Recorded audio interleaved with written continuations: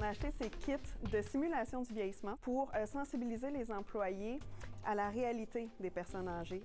On a tous déjà été jeunes, mais on n'est pas encore vieux. C'est difficile à imaginer tout l'impact qu'il peut avoir sur le corps. J'entendais rien, puis c'est suffocant là, de trembler comme ça, puis là, de perdre un peu ses moyens, finalement. Là.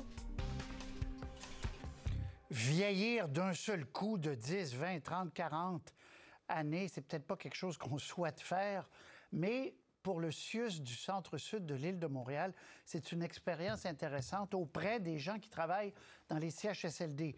Alors, on ne les fait pas vraiment vieillir, évidemment. On leur met une combinaison pour qu'ils ressentent ce qu'une personne âgée ressent. Anne-Louise Despatie. Ces personnes ont en moyenne 30 ans, mais leur pas est chancelant, leur souffle court. Elles ont des acouphènes plein les oreilles et leur vision est brouillée.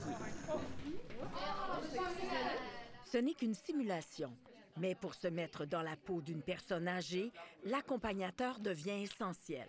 On finit par un peu se sentir seul, pris dans une bulle.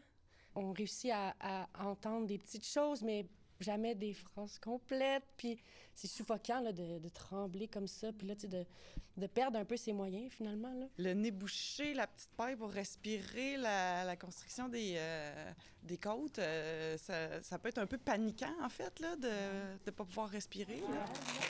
Si tu sens que tu n'es plus capable de prendre des grandes respirations, c'est bon. Pour reproduire une insuffisance respiratoire, un corset, une paille et un pince-nez. Pour les tremblements, des gants spéciaux. Les amis, c'est pas fini, on continue. Il y a des lunettes. Et puis, des lunettes qui simulent une vision affectée par une cataracte ou d'autres maladies de l'œil. Hey, on garde tout, là. On accumule. Le CIUS du centre-sud de l'île de Montréal a investi 6 000 $ pour 6 simulateurs de vieillissement. Notre objectif, c'est de mettre plus de compassion dans les relations pour les aînés, en fait, des employés envers les aînés. Ça nous permet d'aller encore plus loin, en fait, parce que les gens le sentent dans leur corps et ils vivent des émotions.